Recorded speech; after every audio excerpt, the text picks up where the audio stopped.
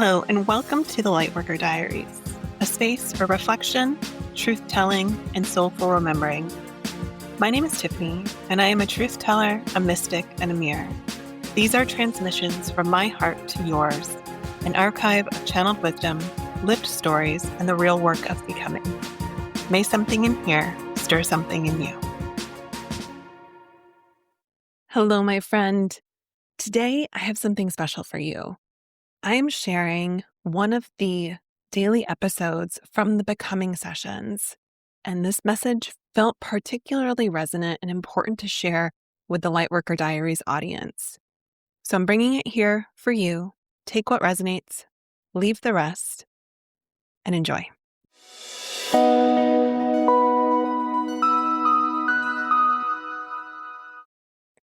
Hello, my friend, and welcome back. So today, I want to talk about something that came out of my tarot card reading for this morning. I was asking for general daily tarot oracle, like I tend to do, and then I had done a reading based on that card, and I wanted to talk specifically about one question and the card that came up with it, because that led me to a personal breakthrough that I think is something you will benefit from hearing as well. So the question that I had asked is, what resource do I need to help me grow? And the card that I pulled was the 10 of Swords. And what the book that I was using to understand the messaging of that card was, it came through as it was literally the bold at the top of the page. And I was like, oh my gosh. It said, quit catastrophizing. And I was like, you're right. I've been doing that. It went on to talk about, get out of your own head. Don't wallow in the worst case scenario. It's time to rise from the ashes. And it's so fascinating, right? We can do all the work in the world. You're probably like me. You've probably invested tens of thousands of dollars into the personal development and spiritual development. You know how manifestation works. And yet when you're in it, sometimes you forget. Sometimes you fall back into those old habits or those old thought patterns rise up to the surface and you get so caught in them that you don't even understand that they're happening until it's already happened. And so when I think about how this is showing up in my life, as many of you know, I am currently in a transition from a corporate career into creative entrepreneurship. And you may or may not know that I've done this once before. 8 years ago, I left corporate for the first time and went out on my own, knew nothing about what I was getting myself into. All I knew was this was what my heart wanted me to do. A lot of those similar intuitive knowings were present then that are present now. I knew I had other work to do in the world and I was going to follow that whisper and do it. At the time, I didn't even have a sense of what I was going to do. That part also mirrors what I'm doing and experiencing right now. And within a few weeks of leaving that corporate job, I was introduced to life coaching. And it felt so natural that I was like, oh, this must be the thing. And so that's what I did. I went and got certified. I started coaching. I started doing all of the things. And I proceeded to do those things for 4 years. And I coached hundreds of people, but did not have the courage to ask for a sale. I was living on $13,000 a year and draining my 401k to make ends meet because I felt like this was what I was meant to be doing. And then one day I said, enough is enough. If this isn't going to supply me financially, I'm going to go do something else that I know does, because this is just a new form of burnout. And so I made a manifestation list. I called in a beautiful bridge job, loved it. I learned so much. I learned all the skills, tools, and resources that I didn't have when I first went into entrepreneurship. I learned sales. I learned marketing. I learned team management. I learned project management. I learned customer management. I filled out the parts of my resume, the parts of my experience that I hadn't had before. And because I was working as a fractional accountant with lots of other CEOs, I could also see their stories, what was working for them, what was not working for them, what they were doing, what they were not doing. It was like a crash course in entrepreneurship, and it was exactly what I needed at the time. Then I got to this point that my heart started knocking again and said, girl, it's time to go do your soul's work. And so, just like every other time before, I said, okay, let's do this. My corporate job most recently wound down between October, November timeframe. And I had that same feeling as when I went into life coaching that this is exactly what I'm meant to be doing. I know it in every cell of my being that this is what I'm meant to be doing. And yet, the echo of my first failure still shows up. In fact, it's like a guest that comes over for dinner almost every night. It's not almost, it's every night. All morning, I am in my happy place. I am in my morning routine. I am recording these podcast episodes. I'm on Instagram. I'm lit up. I'm alive. In the afternoons, I go and do something. Maybe it's a walk around my property. Maybe it's a drive out to the coast. Maybe it's running errands like going to the grocery store or my new love, thrifting. But I'm out. I'm doing something fun. And then the nighttime comes. And suddenly everything is really quiet. And that mental voice that says, we haven't done it yet. We're not there yet. Are you sure this is working? I'm not sure it's working. I think you are just going to repeat your past here. Gets louder and louder and louder. And there have been times that I've let it work itself up into this spiral of just emotion. And I panic and I start thinking, maybe I should just go get a job right now. Even though I've already sat down and know exactly how much runway I've promised myself to build this business before I will go and make a financial commitment, because I know that when I'm serving other people, my energy is split and I show up differently. So right now, I'm committed to giving this my all for a certain amount of time, knowing that there are things that are going to happen financially for me that I will take care of because they always get taken care of. So I'm giving myself this runway. And despite that, my mind is looping on these old patterns because it says, this is what I know to be true. I'm trying to warn you because I don't want you to financially die, right? Survival at its best, the mind doing what it does best.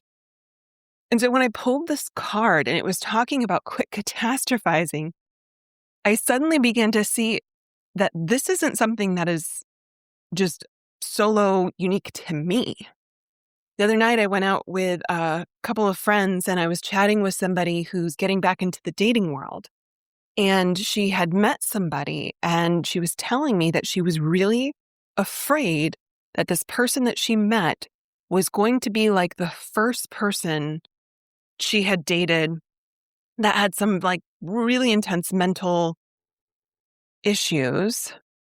And it was very traumatizing for this woman to be in a relationship. And she's like, I'm afraid it's going to happen again. I'm afraid that there's some sense of this person being like that person and what that could mean for me because I really like this person. And it made me realize, like, we are all humans. We all do the same thing. We do the thing that our hearts want us to do, but then we replay the past and think, but what if that happens again? And it's in that moment that we need to remember we're not the person that we were then. We're different now. We have grown. And I also want to bring forth this example or this lived experience because it might make sense and click something into place for you. When you go whitewater rafting, they have this thing called point positive. where essentially you point to where you want to go and you don't point at where you don't want to go. So let's say you're coming through this section and it's really rocky. You don't point at the rocks. You point where the river flows, where you're going to be able to get through easily. Because the moment you place your focus on where you don't want to go, that's where you end up. I've heard Tony Robbins share a similar story where he was out on a racetrack experience where they were teaching you how to drift and like do fast corner turns and stuff like that. And he's like, the thing that they tell you is you don't look at the wall. You look at where you want to go, and that's where you will go. And every part of your body wants to look at the wall because it is trained for survival. But if you look at the wall, that's where you will go.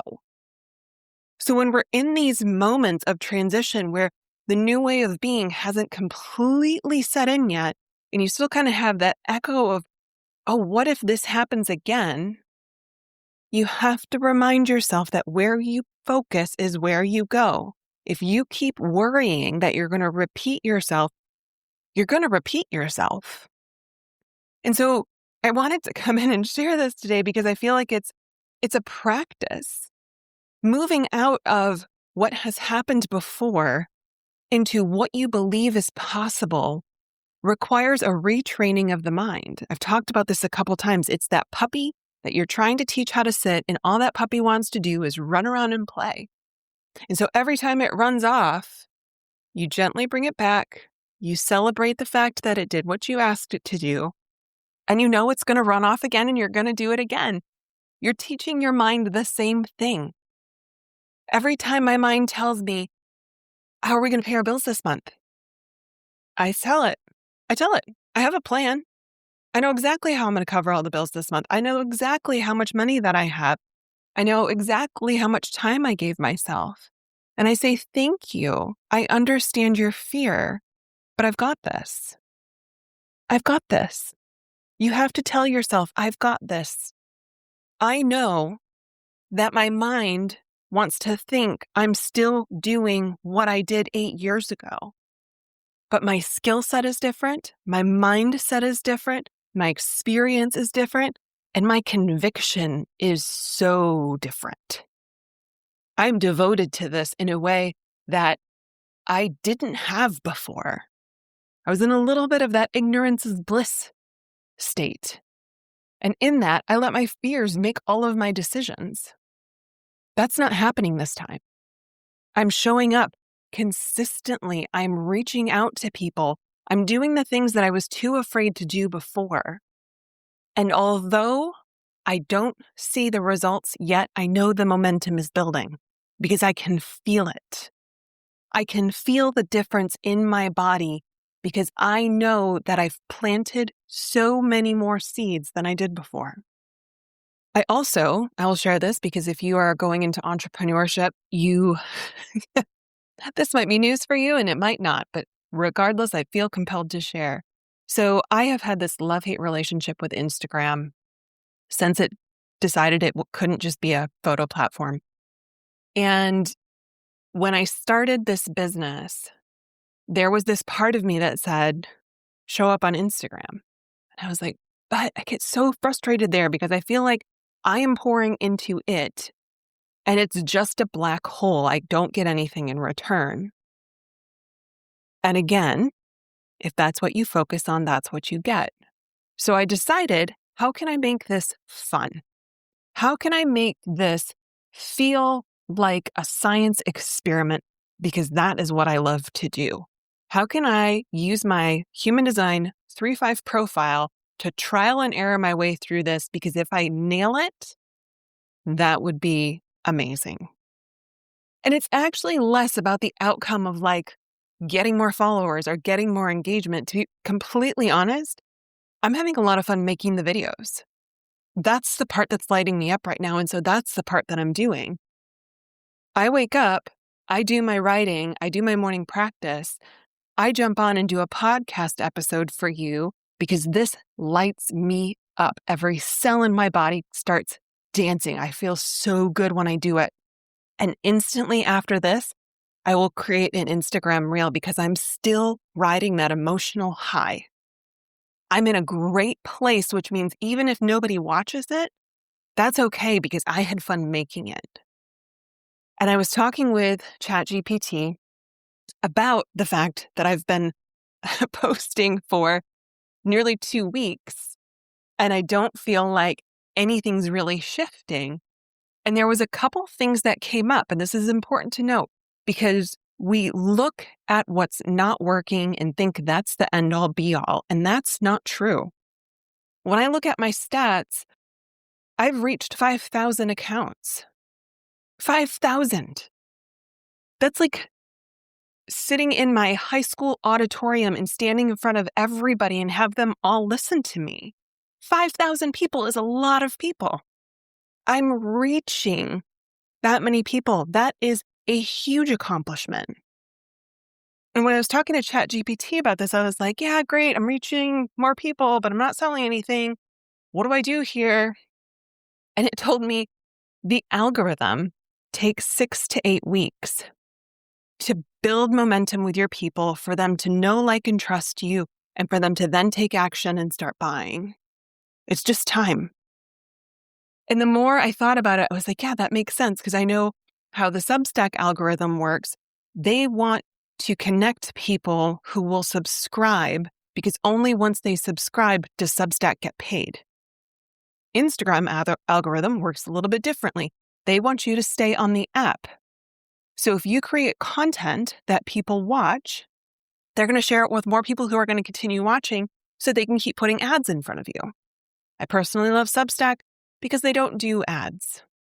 But also, there's a purpose to ads. Organic growth takes time. You can either choose time or money. That's how it works. Time takes a little bit longer, takes a little bit more effort. Money, the app does it for you. It's just two paths to the same destination. One requires more of one thing and one requires more of the other.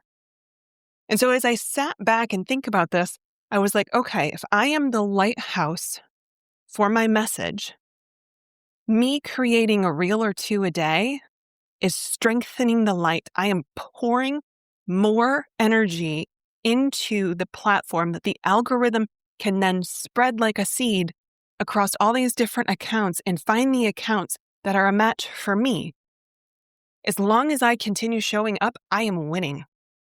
As long as I continue showing up and allowing myself to trial and error my way through this, I'm growing. My first podcast episode here, compared to this one, end of week 2, I can feel my growth. The first couple were very much, this is my experience, this is who I'm going on, blah, blah, blah, blah. It felt very me-focused. And now I feel like I'm talking to you and it's very us-focused. And I'm realizing that every day when I wake up and I open up my remarkable tablet and I start writing, the information on what to try today pours onto the page. My heart is open and it says, okay, we did this and this is the result. This is what we're going to try today. This is what we're going to try today. And I am amazed by how things are showing up. As much as I have had this love-hate relationship with Instagram, my guides speak to me through Instagram and it is so crystal clear. It's like they're sitting next to me. I was on Substack the other day and I read this post, this note from this woman, and she was talking about mirror marketing. And I was like, what is that? Because that sounds cool. And as I looked into it and ran it against my human design chart, it was like, that's my marketing style. You see in me something in yourself. So the more that I show up and I am me, the more I'm going to attract the people who see me, know me, feel me, and will benefit from our work together. That's the whole strategy. My strategy is literally to show up, have fun, and be myself. So, I want to bring us back to the beginning. Quit catastrophizing. Remember, when you are in the midst of change, your mind is going to go back into the archives and say, here's a similar experience. This must be how that ends. And what you get to decide is whether or not you're going to focus on that or focus on the vision that your heart has created for you, that you inevitably know to be true. I already know that you're the kind of person who breaks the mold. I already know that your love for personal development and spiritual development is because you are on a healing journey that will take you to the greatest dreams and realities in this world. I already know that you're here because you already know that to be true for yourself, and you just need little reminders like this one, because that monkey mind is tricky. It's tricky sometimes. So remember, where you focus on is where you'll go. Choose wisely. Choose repeatedly. And eventually, that new neural pathway will form, and that will become your way of being. And you won't have to keep seeding the same new thought over and over again, because that new thought will be who you are. This is the process of becoming. This is it. You're doing it right now. I hope you have the most magical day. We'll see you tomorrow. Bye.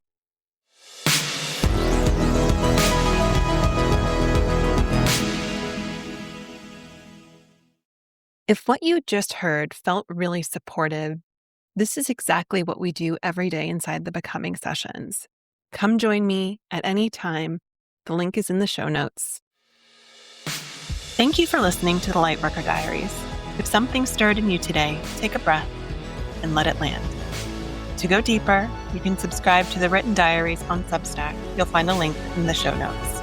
Until next time, be true to you.